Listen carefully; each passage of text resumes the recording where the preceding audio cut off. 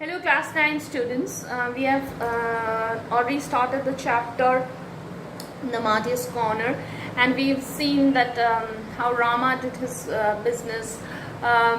He between 8 and 10 he did his business like only for an hour and a half, and he earned as much as 300 rupees, but he spent the whole day frying those food items. He would wake up very early in the morning when the cock crowed, and when he brought his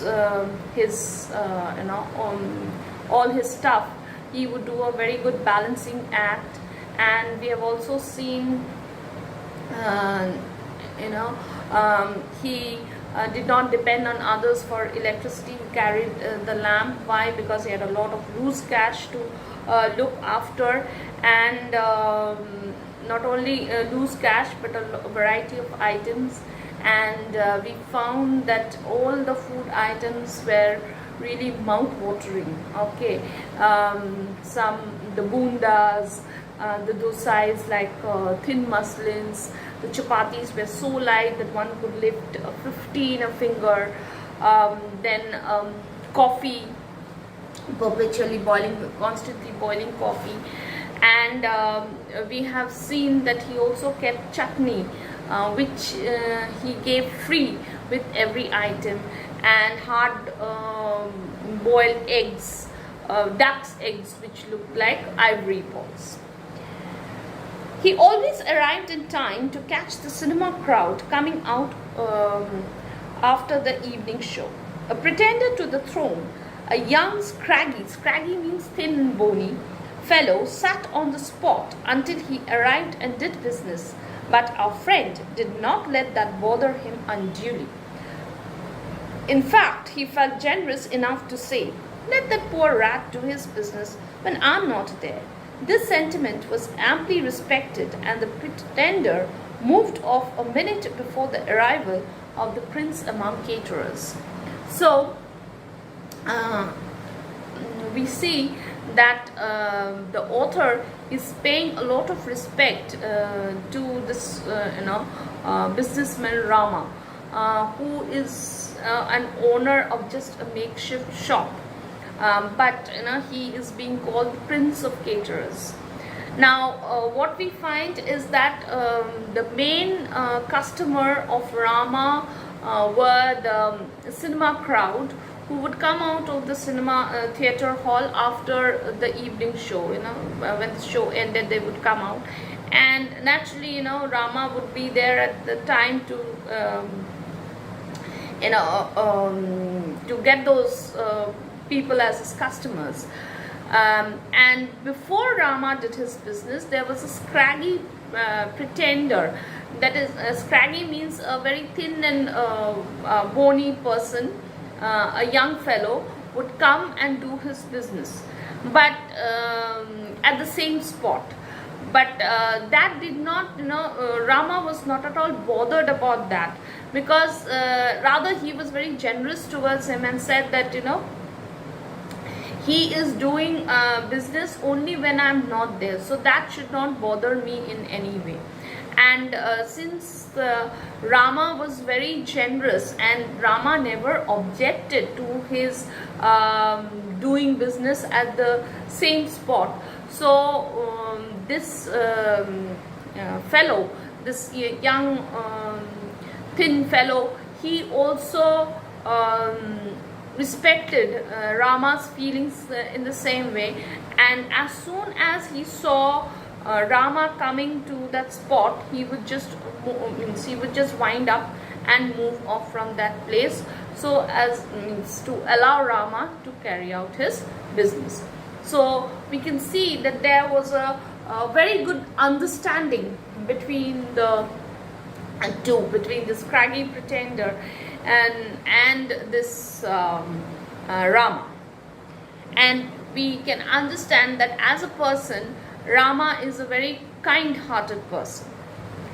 His customers liked him. They said in admiration, "Is there another place where you can get coffee for 6 pies and 4 chapatis for an anna?" So what they're actually saying is Rama is selling his items, okay, at quite a cheap price.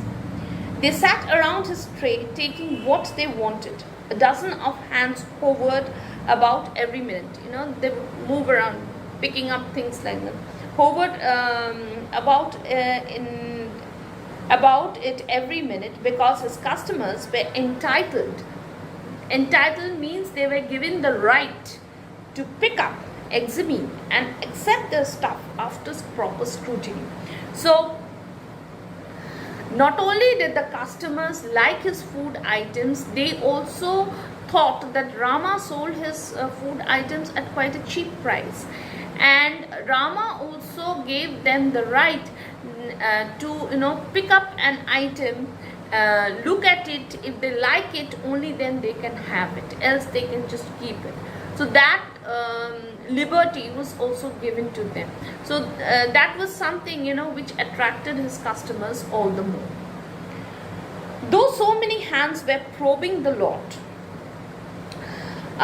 he knew exactly who was taking what. So Rama knew his customers very well. How?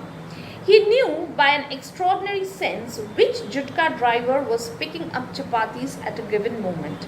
He could even mention his license number. Jutka is the horse-driven carriage. Okay. Yes, it's a two-wheeled horse-driven carriage, and these carriages also had license plates. So though so many hands would be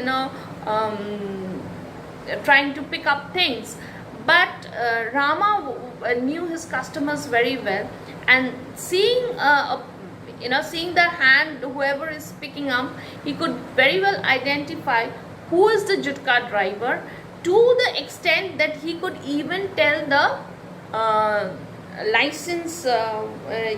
He could even mention the license number of the jutka driver. He knew that the stained hand nervously coming up was that of the youngster who polished the shoes of the passers-by. Yes, stained hand means constantly polishing shoes. They had that the stain of shoe polish. So when the hand came to pick up something, he immediately knew that this was the hand of the young shoe polish boy. Means a young boy who used to polish shoes. A stained hand nervously coming up was that of the youngster who polished shoes of the passerby. And he knew exactly at what hour he would see the wrestler's arm searching for the perfect duck's egg. He also could understand, by seeing the arm of that it was the wrestler who is trying to find out that perfect egg for himself, which would be knocked against the tray before consumption. So the wrestler would naturally, they were boiled eggs, so he would knock it against the tray, peel it off, and consumption means eat it up. So we stop here today. We'll do the rest of the chapters in the next classes. Thank you.